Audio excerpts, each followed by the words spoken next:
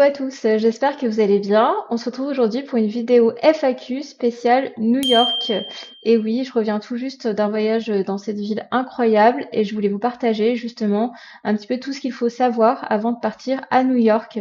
Côté transport, côté budget, côté logement, nourriture et bon plan, mais aussi un petit peu mes galères aussi pour pas que vous fassiez les mêmes erreurs. Entre l'aéroport JFK et notre hôtel, ben, on a dû prendre un taxi, on n'a pas trop eu le choix. Je pense que je vous conseille plutôt de prendre des navettes, ça sera plus intéressant. Mais parce que nous, ça nous a coûté quand même 94 dollars, sachant qu'il y a les taxes de l'État et les tips aussi compris dans le budget. Voilà, il faut savoir qu'il y a des taxes un peu partout à New York.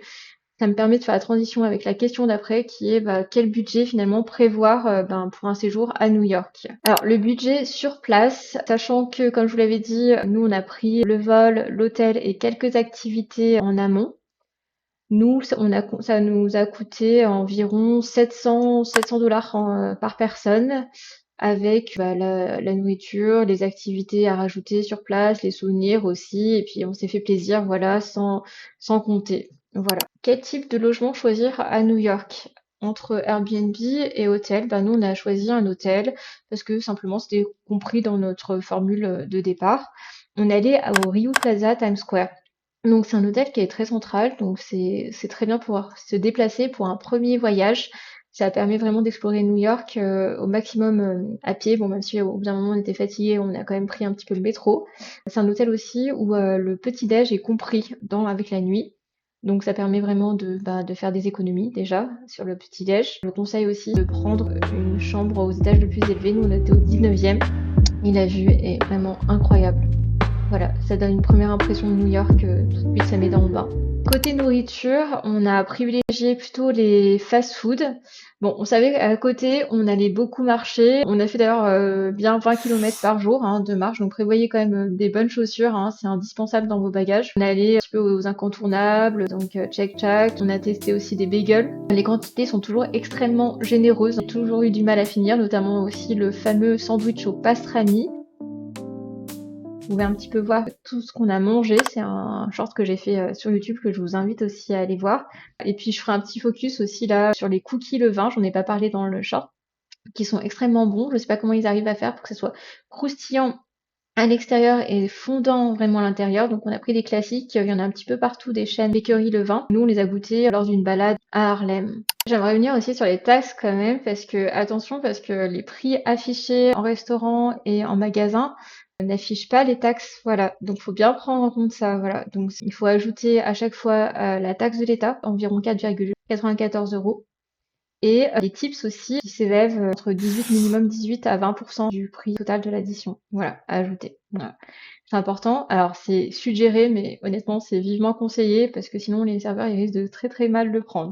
Alors, quelles sont les activités incontournables à faire? On avait déjà compris avec notre voyage un bus tour. C'est la première chose qu'on a fait d'ailleurs en arrivant parce que ça me permet un petit peu d'avoir un point de vue sur tout ce qu'il y a à faire. Et on avait The Edge. Vraiment, ça, c'est vraiment un incontournable. Sinon, au niveau des activités qu'on a fait, bah, c'est vraiment beaucoup marcher, se balader, explorer les quartiers. C'est vraiment indispensable d'aller à Little Italy, Chinatown.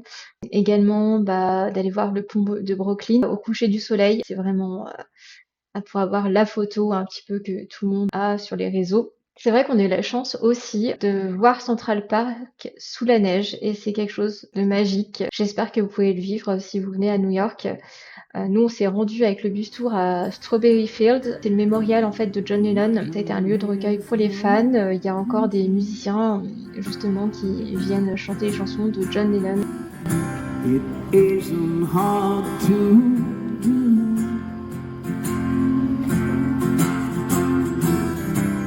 Nothing to kill or die for.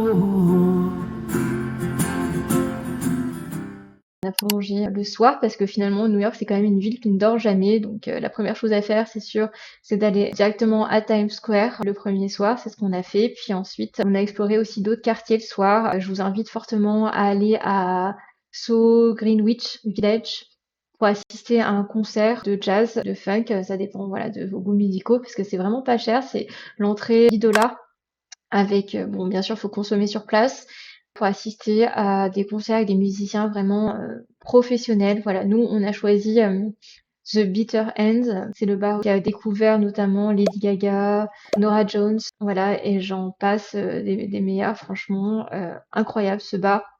On a assisté à une scène ouverte avec des musiciens d'un niveau vraiment, je répète encore, incroyable. Voilà.